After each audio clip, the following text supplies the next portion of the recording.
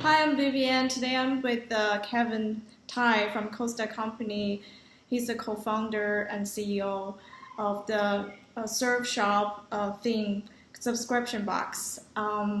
So first time I heard about these companies from Boardrider, which is the mother company of all the very cool surf brands. And then I did some research and discovered this really cool subscription box company that's designed for the beach lover. I would think people who really love surf and ocean. So it's always good to see people who work for their passion, turn passion into business. So you're a surfer, you live in California, and so you're also a serial entrepreneur. You previously co-founded Way Brands. It's a digital influencer and lifestyle brand. So tell us about your transition from marketing company to subscription box business. And is there any challenges and joys to turn your passion to a real business? Yeah. So, as you mentioned, I've had a number of companies. I started my first one back in college. Some successes, some failures. Entrepreneur is definitely not easy. And I guess I've always been looking for an opportunity to bring a unique business model to the surf and action sports industry. I've looked at a number of options, but nothing that really caught my eye. I was in a meeting with a potential investor a long time ago, and he had recently funded the company called Loot Crate, which is the subscription box for the Comic-Con crowd, and they're crushing, they're huge now. So I saw how well that the business model was working when you apply it to a passionate interest group. So that kind of gave me that aha moment, and I started doing some research on the subscription model, found it very intriguing, and then saw that no one had brought it to really the action sports industry, specifically, definitely not to the surf industry. So I saw a unique opportunity to pair up with my partner Mark Healy, who's a pro surfer who lives on Hawaii, and we went ahead and launched the concept. So it's been a very exciting, fun, and interesting ride. That's great. So we all know like subscription box business model is very similar to e-commerce. It's all like customer go online and then purchase items and then you ship to them. So what's the difference from e-commerce of subscription box?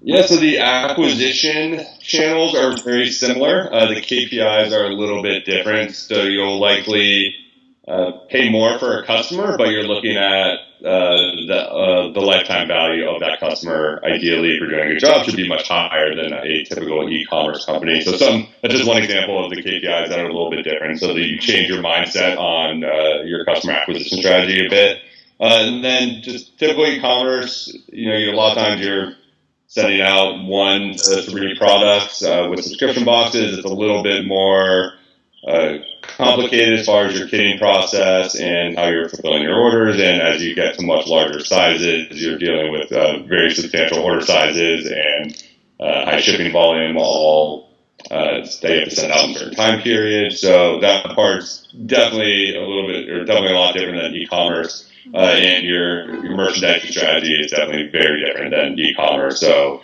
we typically buy a very high number of products, but only in maybe 1 to 3 SKUs. So it's or smaller number of products, much higher volume versus a fully merchandised e-commerce store may have hundreds of products in there, maybe more, from tens to hundreds of brands. In a typical season, we work with 6 to 8 brands on the women's side and usually 5 brands on the men's side. So 13 brands total, 4 times a year. Usually, like I said, only per brand 1 or 2 SKUs.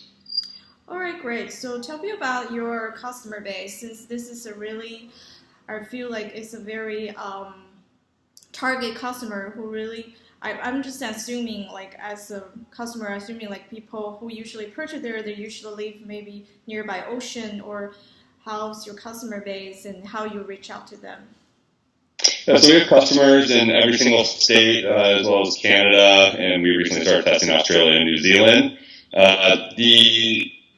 Our average customer, I would say, probably doesn't necessarily live right on the coast or the beach. It's someone that loves that beach lifestyle. They could live on the beach. They might live 10, 15 miles inland, or they could live 1,000 miles inland and they go to the beach every summer. But it's something. It's people that love that lifestyle. They aspire to participate in it. Mm-hmm. And for us, we're able to deliver a taste of that, the beach vibes and lifestyle to their door 4 times a year. So it's pretty, the customer is actually a lot different than most people think. So there's only, this is really just surf. We're not really targeted for surfers, but in general, for example, there's 2 million surfers in the U.S. and 70 million people that buy clothing from surf brands. So it's a much bigger aspirational market, and that's kind of more who our customer is. So it's people that want to be connected to that lifestyle because they love it.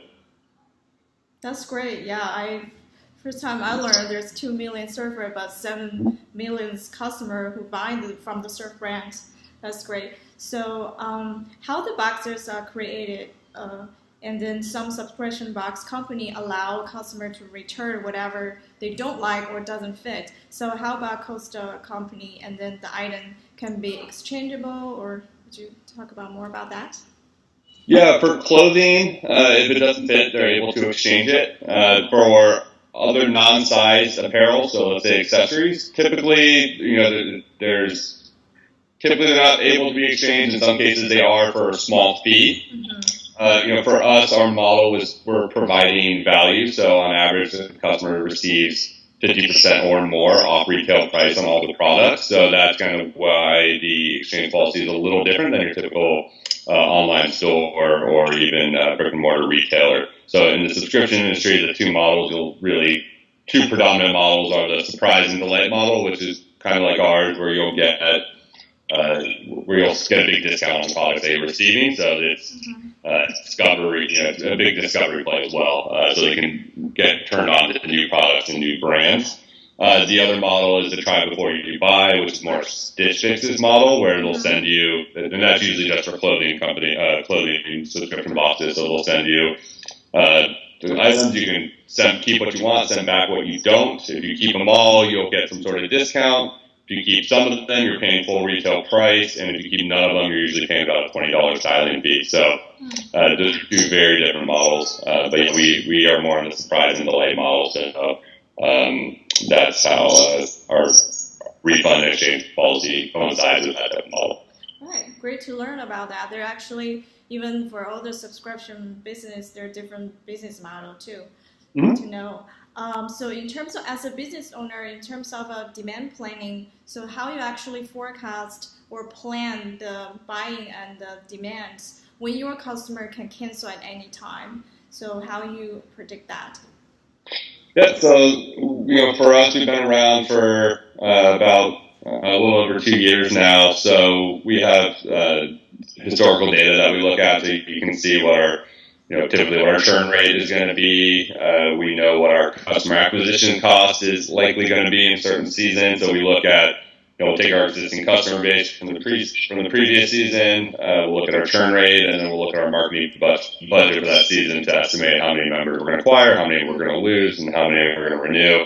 And then that allows us to plan our purchasing pretty accurately. So that part that's another great aspect of the subscription models. You have that recurring revenue, and you have data as to who's going to come back, and it helps you to plan a little bit more accurately. Yeah, I think data is like everything now. So analyzed data is really important part of retail business. Great. So in terms of like buying schedule, do you have any different schedule compared to regular retailer?